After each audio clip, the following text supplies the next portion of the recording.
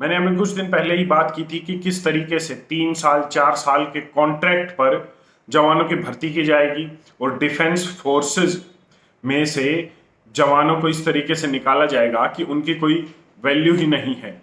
ये modernisation of forces के नाम पर होगा कि किराए की फौज होगी।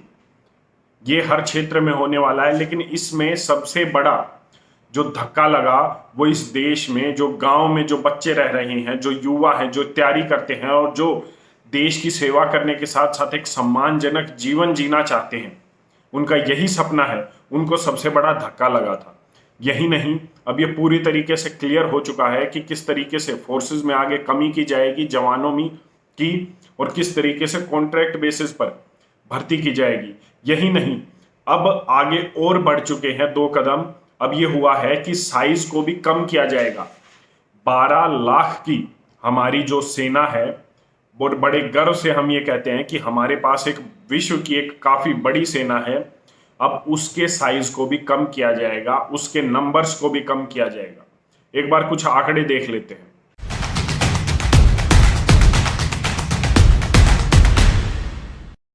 2022 में डिफेंस फोर्सेस का जो बजट है वो 4.78 करोड़ से बढ़ाकर 5.25 लाख करोड़ कर दिया है। लेकिन इसमें सरकार अब भी ये मानती है कि इसका अधिकांश हिस्सा सैलरी में और ऑफिसर्स और जवानों की मेंटेनेंस में ज्यादा जाता है। आप समझ सकते हैं इसका मतलब।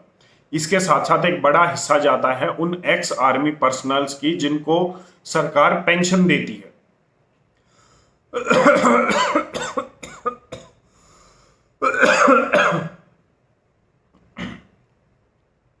सरकार ये कहती है कि 1.19 लाख करोड़ रुपया हर साल वो पेंशन देती है। तो इसके बाद कितना बचा जिससे हम हथियार खरीद ले, मॉडर्नाइजेशन ऑफ फोर्सेस कह लें। गवर्नमेंट का आंकड़ा है, सरकार ये कहती है इस 5.25 लाख करोड़ में से सिर्फ 1.5 लाख करोड़ ही ऐसा होता है कि जिससे हम अपनी फोर्सेस को, अपनी सेनाओं को मॉडर्नाइज कर सकते हैं, नए हथियार खरीद सकते हैं, उनके लिए नए वेपन खरीद सकते हैं, मिसाइल खरीद सकते हैं। इस तरीके की रिसर्च हम इन चीजों पर कर सकते हैं। लेकिन अब बात हो रही है कि किस तरीके से इस खर्चे को कम किया जाए ताकि आने वाले समय में जो है एक बड़े रिफॉर्म्स की बात चल रही है फोर्सेस में। और ये रिफॉर्म्स होंगे क्या? ये रिफॉर्म्स होंगे जो सरकार में फोर्सेस का सबसे बड़ा खर्चा है उसको कम किया जाए। क्या खर्चा है? जो मैंने पहले आपको बताया, सैलरी है, पेंशन है, मेंटेनेंस है। वो कैसे खत्म होगा? जब जवान कम होंगे, जब जवानों के साथ साथ जो उनके ऊपर होने वाला मेंटेनेंस है वो अपने आप कम हो जाएगा। अगर जवान कम होंगे, जो पेंशन का लगभग 1.25 लाख करोड़ है जो हर साल पेंशन के रूप में जाता है वो अपने आप धीरे धीरे कम हो जाएगा। अब जैसे मैंने कुछ दिन पहले ही बात की थी कि 3 साल के कॉन्ट्रैक्ट बेसिस पर किराए के पर भर्तियां की जाएगी जवानों की। अब जो सरकार ये कहती है कि 10 साल के लिए अगर हम किसी भी एक सेना के जवान को रखते हैं तो हमारा 5 करोड़ से ज्यादा का खर्चा होता है। अगर एक शॉर्ट सर्विस कमीशन पर 14 साल के लिए किसी भी जवान को रखा जाता है तो 6 करोड़ 80 लाख के आसपास खर्चा होता है। लेकिन वहीं अब ये खर्चा कम करने के लिए विचार किया है और सरकार ये कह रही है कि जो टूर ऑफ ड्यूटी, जो सीडीएस जनरल बिपिन रावत का एक आइडिया था कि टूर ऑफ ड्यूटी की जाए, 3 साल 4 साल के लिए किराए पर जवानों को रखा जाए, तो 3 साल एक जवान को रखने का खर्चा आप सोच सकते हैं मात्र 80 लाख रुपए आएगा। कहां 5 करोड़ 6 करोड़, लगभग 7 करोड़ के आसपास 14 साल के लिए अगर कोई शॉर्ट सर्विस कमीशन करता है से 80 लाख पर आ गए हैं। ये खर्चा कम हो रहा है, ये जवान कम हो रहे हैं आपकी उस सेना से जो आपकी रक्षा करते हैं बाहरी विधर्मियों से, आक्रमणकारियों से। एक हॉस्टाइल एरिया है भारत के पास जहां पाकिस्तान और चाइना जैसे दुश्मन हम कह सकते हैं, हम देखते हैं। वही सेना के जवान आपको उन लोगों से बचाते हैं। यही नहीं, जब कोई भी नेचुरल डिजास्टर, प्राकृतिक आपदा आती है तो यही सेना के जवान आपको बचाते हैं।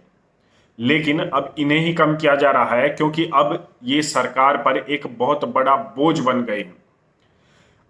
सरकार ये कहती है कि इस तरीके से अगर हमने 1000 जवानों को रिक्रूट किया तो हम 11,000 करोड़ रुपए बचाएंगे। मतलब किसी टेंडर में अगर कुछ खाना हो, अगर भ्रष्टाचार करना हो तो इन्हें कोई फर्क नहीं पड़ता।